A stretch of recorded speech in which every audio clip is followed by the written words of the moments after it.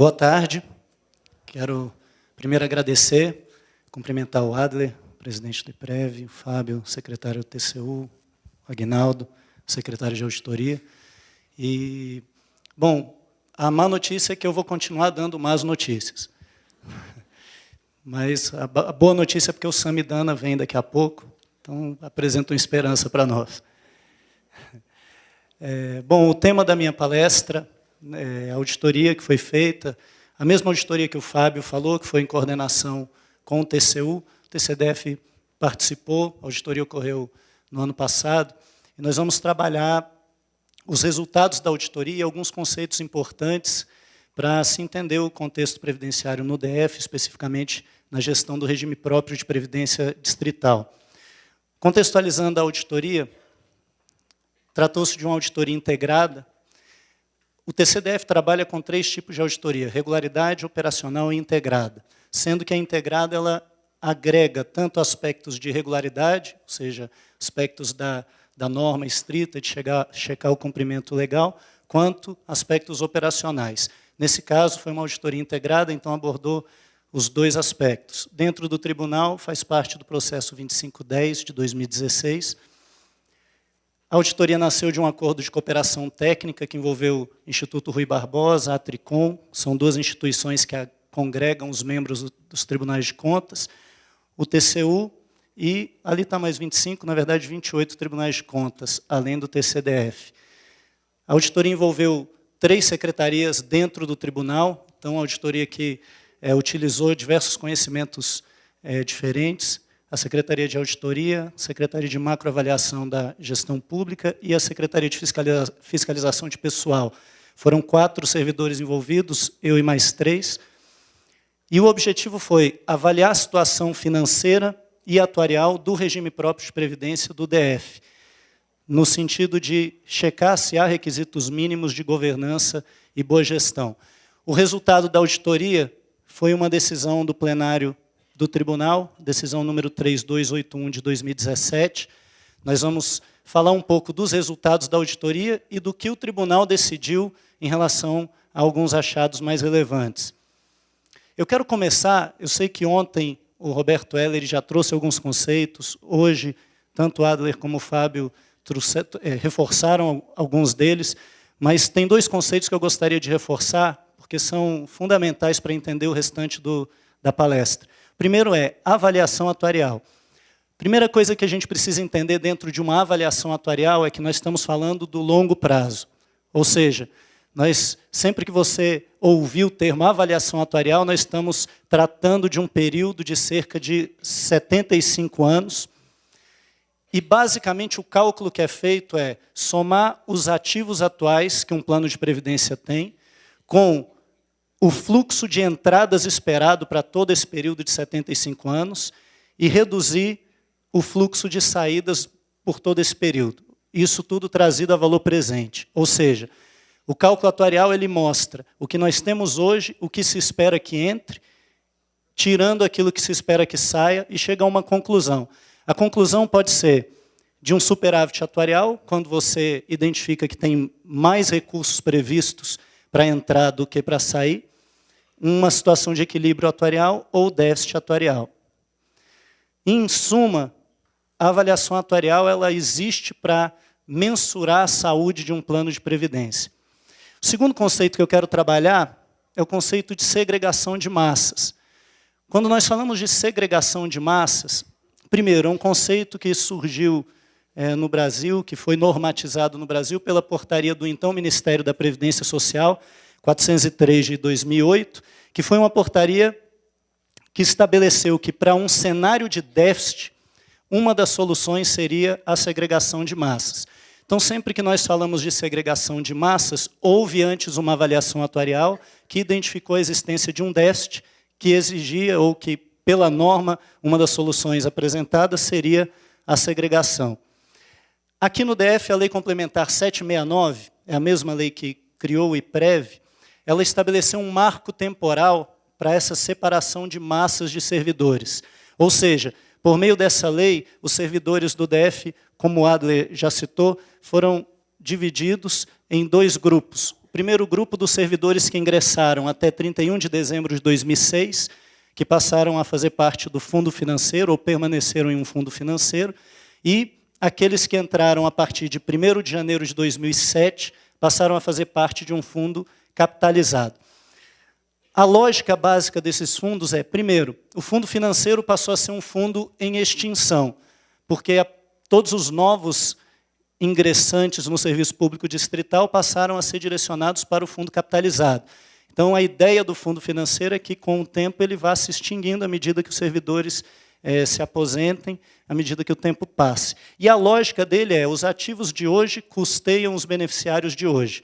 Então, a lógica do fundo financeiro é, quem está contribuindo hoje custeia aposentados e pensionistas de hoje. O fundo capitalizado tem uma lógica diferente. A lógica é que os ativos de hoje custeiam a si mesmos no futuro. Então, a lógica do fundo capitalizado é que cada servidor está contribuindo e esse dinheiro está sendo investido no mercado financeiro para que lá na frente haja recurso suficiente para cobrir os benefícios que vão ser devidos aos ativos que se tornaram inativos desse fundo.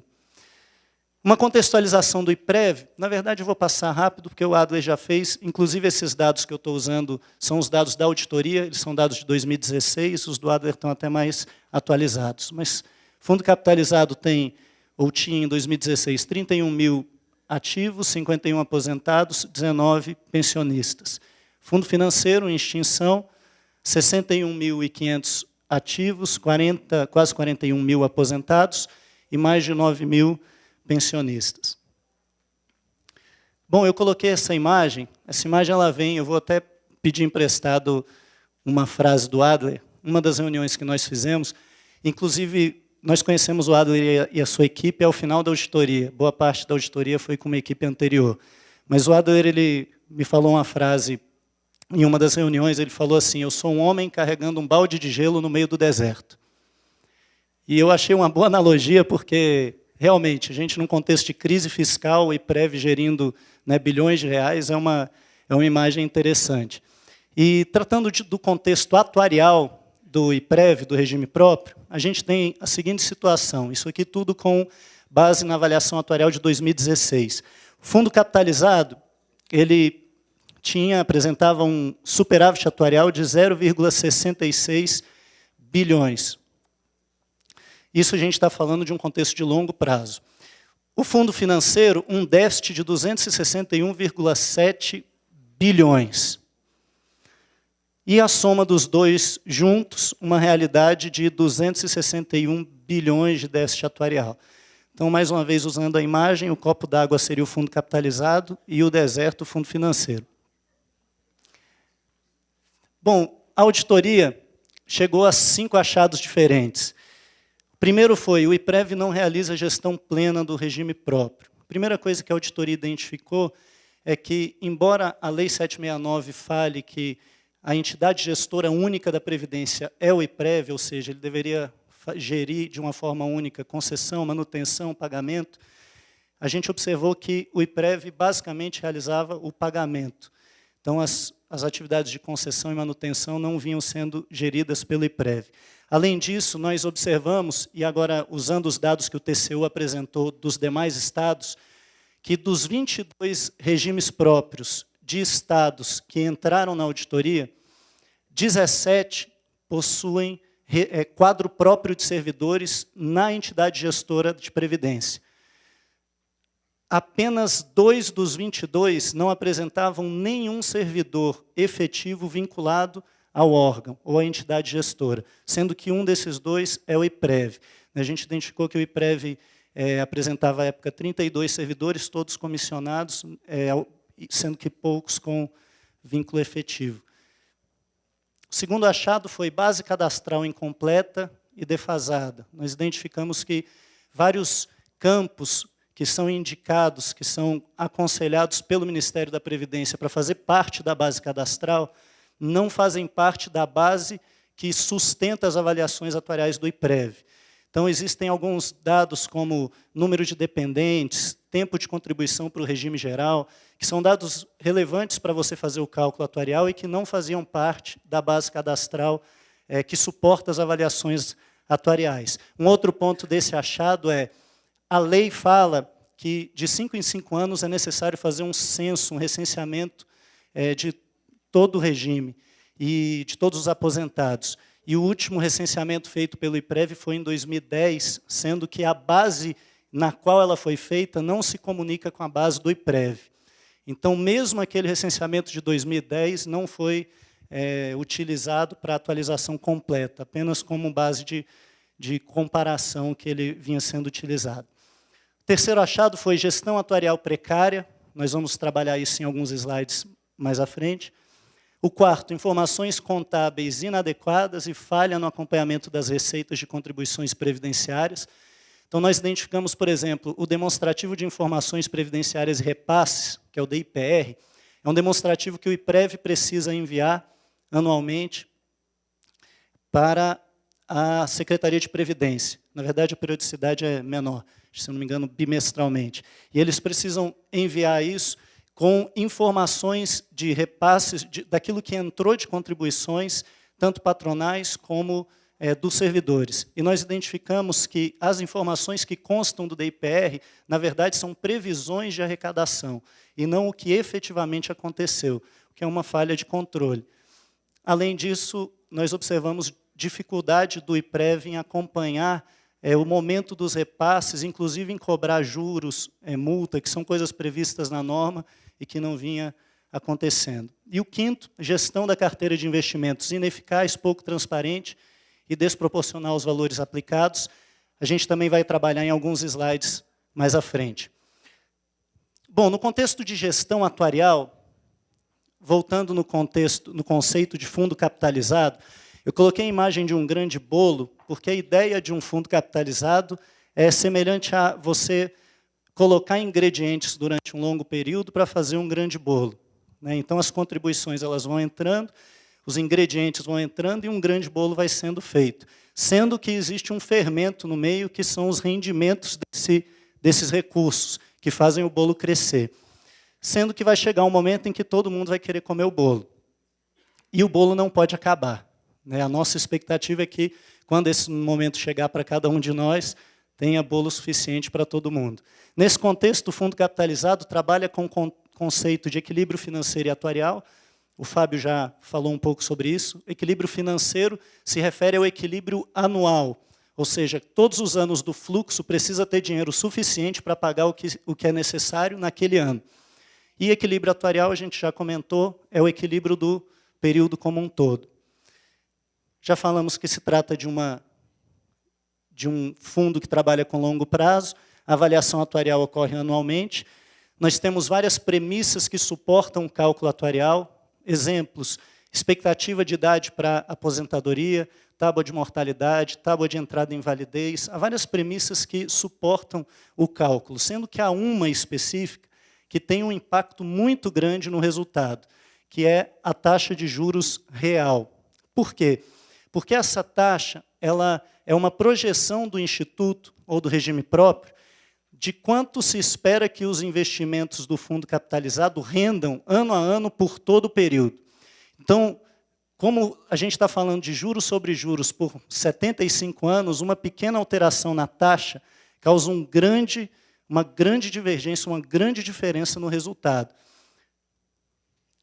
Aqui a gente tem um gráfico com as rentabilidades alcançadas pelas metas previstas no período de 2009 a 2015. O Adler apresentou os dados mais atuais, né, Adler? Que são os dados da gestão dele, né?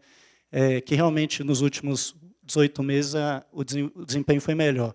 Mas nós temos, no período de 2009 a 2015, uma realidade de 4 anos em que a meta não foi batida, aquela linha vermelha é a meta, ano a ano, e 2009, 10, 13 e 15 nós tivemos a meta atuarial não batida, sendo que em 13 e 15 nós tivemos uma perda real nos investimentos. Quer dizer, isso tudo descontando a inflação, 13 e 15 houve perda descontada do INPC.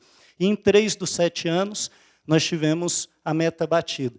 Durante todo esse período, o consolidado disso é que 52% da meta foi batida. Ou seja, ficamos muito aquém do que foi previsto na meta, nas políticas de investimento, nos cálculos atuariais. Para nós termos ideia da consequência disso, quando nós temos, por exemplo, no demonstrativo dos resultados da avaliação atuarial de 2016, o IPREV usou a taxa prevista, a projeção de taxa real de juros de 5,5% para todo o fluxo. Com isso, nós tivemos um resultado atuarial de mais de 650 milhões de reais de superávit. Ou seja, trazendo tudo a valor presente, com a taxa de 5,5%, nós tivemos um superávit de 600 milhões. Para efeito de comparação, o que nós precisávamos, no mínimo, para alcançar o equilíbrio, seria 5,19% ao ano. Então, perceba que uma pequena variação já transforma o superávit em equilíbrio. E o que efetivamente o IPREV alcançou no período de 8 anos, desde a sua criação até 2015, foi 3,9%, o que representaria, caso replicado para todo o fluxo, um déficit de quase 4 bilhões. Então, perceba que pequenas variações causam grandes distorções ou diferenças no resultado. Se a gente incluir 2016, que foi um bom desempenho do IPREV, esse 3,9 iria para 4,30, considerando todo o período. Quer dizer, ainda bem abaixo do que seria necessário para equilíbrio, caso isso se replicasse para todo o fluxo. Aqui é interessante essa análise, porque quando a gente considera num fundo capitalizado uma rentabilidade anual de 5,5%, nós estamos fazendo uma projeção de que todo o dinheiro do capitalizado vai render. Numa hipótese em que nós tenhamos os dois fundos juntos, ou seja, em que os dois fundos se tornem apenas um fundo, essa rentabilidade do capitalizado desapareceria, porque ela seria, esses valores seriam unidos aos valores do fundo financeiro e, consequentemente, nós não teríamos mais o fermento do bolo, ou seja, nós teríamos apenas as contribuições e não teríamos o rendimento. Ou seja, nós teríamos uma realidade de 0% de juros, o que geraria um resultado atuarial, considerando apenas a massa de segurados do fundo capitalizado de 37 bilhões de reais. Isso significa que, numa realidade com dois fundos diferentes, nós temos um déficit atuarial hoje de 261 bilhões. E numa realidade em que nós tivéssemos um fundo único e nós abríssemos mão da rentabilidade do fundo capitalizado, o déficit atuarial passaria a 299 bilhões. Ou seja, em uma perspectiva de longo prazo, os dois fundos juntos significam um aumento de déficit de 38 bi. Isso significa dizer que aquele copo d'água que a gente tinha no meio do deserto, na verdade, se transformaria, caso não houvesse capitalização, em mais um punhado de areia no meio do deserto. Bom, nesse contexto, a decisão 3281 de 2017 do tribunal deliberou que o IPREV, quanto à taxa de juros, adote uma metodologia consistente com as técnicas atuariais, com intervalo temporal e com volume de recursos geridos, e que normatize isso. A importância de normatizar é que nós não temos hoje no IPREV, por exemplo, o Adler não tem um mandato. Então, ainda que a metodologia seja estabelecida, a normatização faz com que se perpetue uma boa prática. Então, o tribunal deliberou que em 90 dias essa metodologia seja normatizada.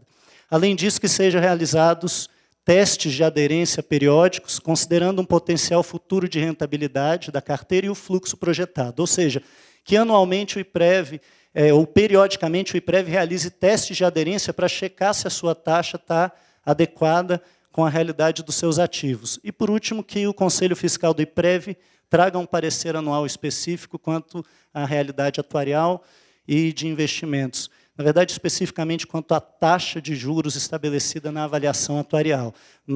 Isso aqui já é previsto na norma, mas não vinha acontecendo.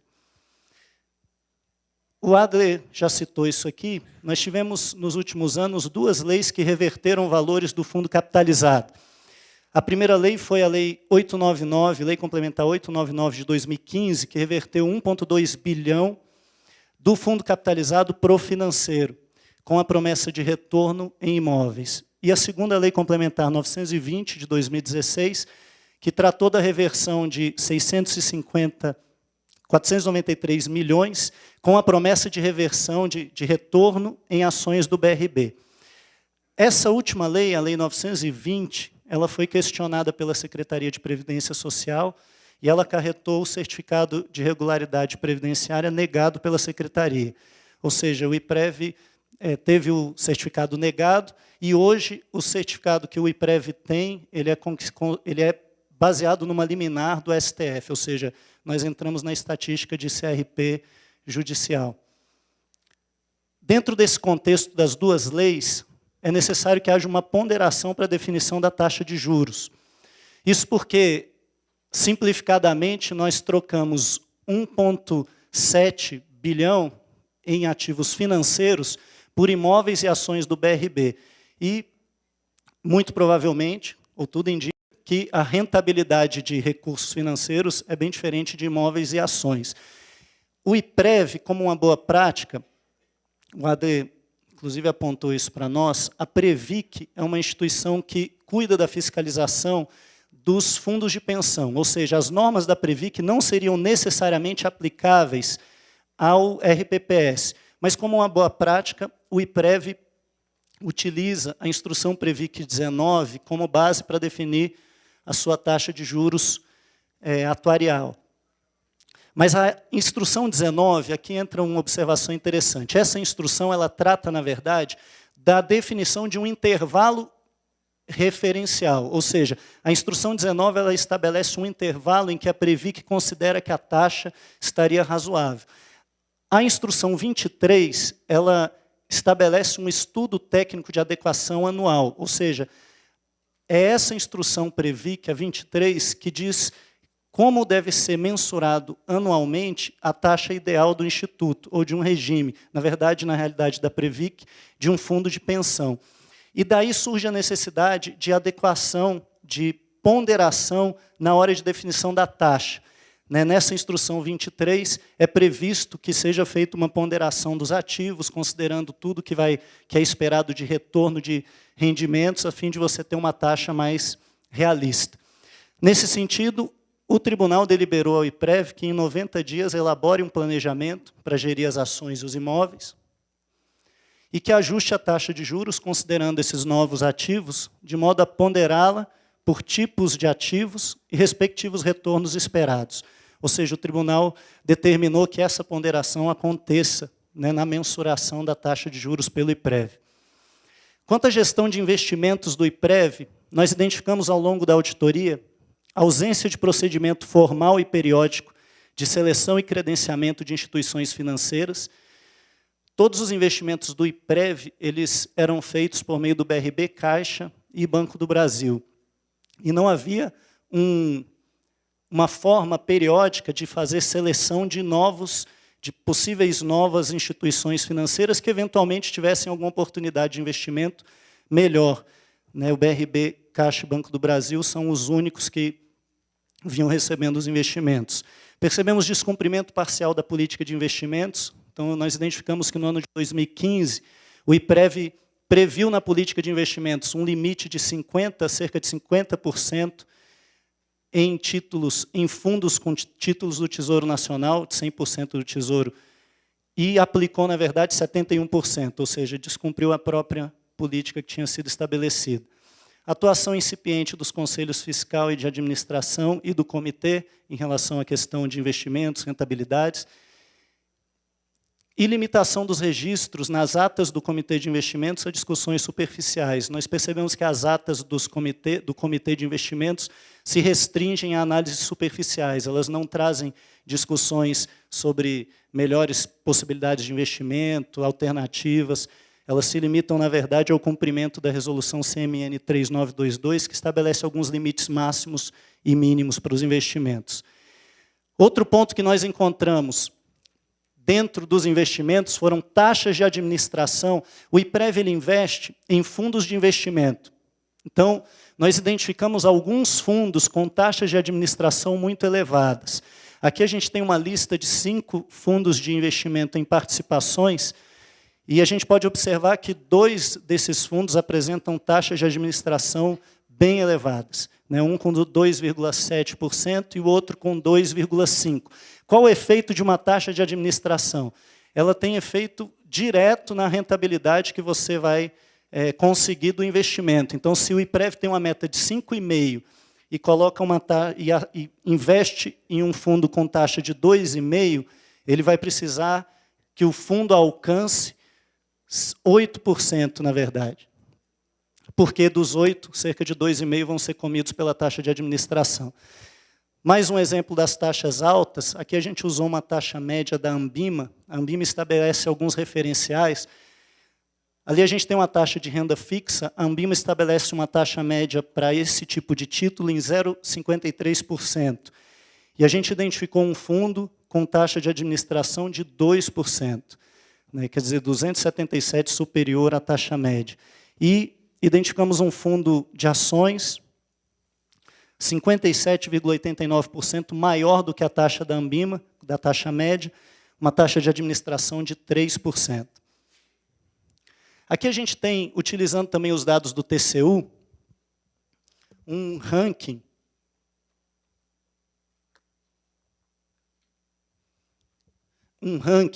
com os 15 estados em que, durante a auditoria coordenada, foi possível identificar as rentabilidades no período de 2012 a 2015. Então, esses dados se referem a 2012 e 2015. Dos 15 que estavam na amostra, nós ficamos, o DF, em 7º lugar, atrás do Pará, Minas Gerais, Maranhão, Espírito Santo, Bahia e Pernambuco. Nós tivemos uma média de 2,04% de rentabilidade anual nesse período, e a média do período foi de 2,25% de rentabilidade. Ficamos abaixo da média dos 15 estados. Com base nisso, o tribunal decidiu que o IPREV avalie a pertinência de manter os seus investimentos em fundos de investimento com elevadas taxas de administração. Por que avaliar a pertinência? Porque em um contexto de investimentos, nem sempre você consegue retirar investimentos sem ter perdas consideráveis. Então, o tribunal deliberou que o IPREV avalie a pertinência de mantê-los ou não. Inclusive, em relação à taxa de administrações, o IPREV já conseguiu negociar uma dessas que a gente apresentou aqui. Implementar rotina de gerenciamento de riscos e de monitoramento da carteira, ou seja, fazer relatórios mensais, recomendações sobre alocação de recursos, e estabelecer um procedimento formal e periódico de seleção e credenciamento de novas instituições financeiras junto ao IPREV. É o que a gente apontou que não estava sendo feito, que o tribunal deliberou que seja. Com relação a fatores externos, isso aqui é relevante. Nós podemos ter fatores externos, tanto positivos do ponto de vista atuarial, como negativos. Um fator externo positivo do ponto de vista atuarial seria, por exemplo, uma reforma da Previdência que trouxesse alíquotas maiores ou estendesse a idade para aposentadoria. E há fatores que trazem impactos negativos do ponto de vista atuarial. Nós identificamos que não há avaliação de impacto previdenciário em iniciativas legislativas do DF que têm impacto no equilíbrio financeiro e atuarial do sistema. Ou seja, quando você tem leis, por exemplo, que aumentam salários, embora a gente goste de aumento, eu também, mas todo aumento ele acarreta um impacto previdenciário, especialmente porque boa parte dos servidores terão aposentadoria com integralidade, existem vários aposentados com paridade.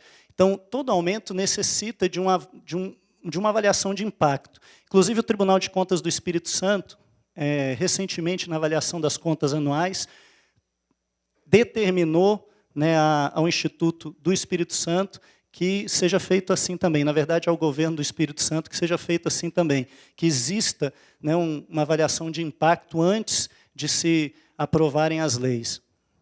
Atividade legislativa em descompasso com a política de investimentos está diretamente ligado à anterior. Bom, nesse contexto, a decisão 3281 recomendou ao excelentíssimo senhor governador e ao Poder Legislativo do DF que propostas de alterações legislativas com efeitos sobre o equilíbrio do regime se façam acompanhar de uma avaliação de impactos previdenciários, atuariais e financeiros. Ou seja, todo projeto que tenha impacto precisa ter uma previsão de qual o impacto e se o ente consegue suportá-lo. Esse gráfico ele ilustra algo que o Adler já tinha mostrado. O Adler falou bastante da projeção do fundo financeiro. Aqui nós estamos vendo apenas o fundo financeiro, hoje. Qual é a realidade hoje do fundo financeiro? Nós temos uma realidade em que ali nós temos uma curva de déficit anual do fundo financeiro. Ou seja, ali em 2015, a curva estava em pouco mais de 2 bilhões de déficit anual no fundo financeiro. 2020, a gente já vê que isso pula para 4. E a gente chega num ápice, como o Adler já falou, de 7,5 bilhões em 2035. Se a gente fizer uma comparação, por exemplo, essa linha vermelha ela mostra o gasto do DF com saúde em 2015, que está nas contas do governo. O gasto foi de 6,6 bilhões. Considerando que esse valor se mantivesse constante, só para efeito de comparação, nós teríamos em 2028, por exemplo, o déficit anual do fundo financeiro maior do que o gasto com saúde de 2015. Quer dizer, é um cenário bem preocupante. Esse gráfico está mostrando quase 30 anos com déficit anual acima de 5 bilhões. Quase 30 anos com déficit anual acima de 5 bilhões. Ou seja, nós estamos falando de um período de 30 anos com déficit anual praticamente o dobro do que é o atual. Uma comparação que eu acho interessante, meu filho nasceu mês passado. Ele acabou de completar 45 dias. O que esse gráfico está dizendo é que quando o meu filho fizer 45 anos, o déficit anual do fundo financeiro seria menor do que o déficit anual de hoje. Ou seja, nós estamos falando de 45 anos piores do que hoje. Não é uma boa notícia, mas é a verdade. Bom, nesse sentido, a decisão 3281 alerta ao excelentíssimo senhor governador do DF e à Câmara quanto à necessidade de adoção de medidas para evitar um desequilíbrio fiscal nas próximas décadas. Então, o tribunal decidiu por alertar tanto o governador como a Câmara de que algo tem que ser feito e algo muito relevante, porque o caminho do déficit é assustador. E eu quero terminar citando José do Egito, porque ele é um bom exemplo de alguém que anteviu uma crise enorme. José, quem conhece a história, sabe que ele previu um momento de crise muito grande no seu país e ele adotou um modelo de gestão previdente, ou seja, ele conseguiu adotar um modelo que prevenisse o Estado de, no momento da necessidade, não ter o suficiente. Nós já antevimos a crise, todas as palestras aqui hoje foram antevendo a crise. Precisamos agora da gestão previdente de José, sem querer pôr sobre você, viu, Adler, a responsabilidade de ser o José do Egito. Mas a nossa expectativa é que a gestão previdenciária no DF, envolvendo todos os atores, envolve todos os atores, governador, o presidente do IPREV, os órgãos que estão envolvidos, que a gente consiga chegar numa gestão que nos garanta uma realidade melhor quando chegar a nossa vez. Quero agradecer. Se alguém quiser entrar em contato, ali está meu e-mail, meu telefone. Foi um prazer. Quem quiser, estou à disposição agora para momento de perguntas.